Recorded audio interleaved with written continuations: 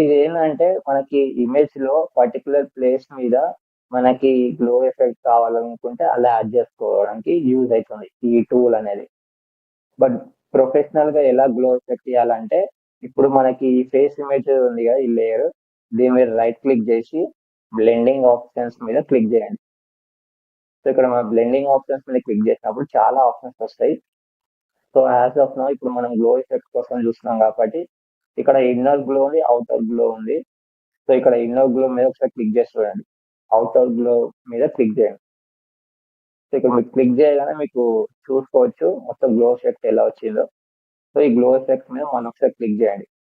So, ఇక్కడ మనకి blend mode కూడా ఉంది. ఇప్పుడు స్క్రీన్ ఉంది. మనం చేంజ్ చేసుకోవచ్చు. మల్టిపుల్ అండ్ అలాగే లైటెన్ అండ్ అలాగే స్క్రీన్. మనకి ఇంకా చాలా ఆప్షన్స్ ఉన్నాయి. ఇప్పుడు ఇక్కడ మనం ఒపాసిటీ అనేది కూడా సెట్ చేసుకోవచ్చు. అంటే ఒక గ్లో ఎఫెక్ట్ యొక్క ఒపాసిటీ ఎంతగా విజిబుల్ ఉండాలనేది. సో, యాజ్ ఆఫ్ నౌ ఇప్పుడు నేను 80 అయితే ఉంది.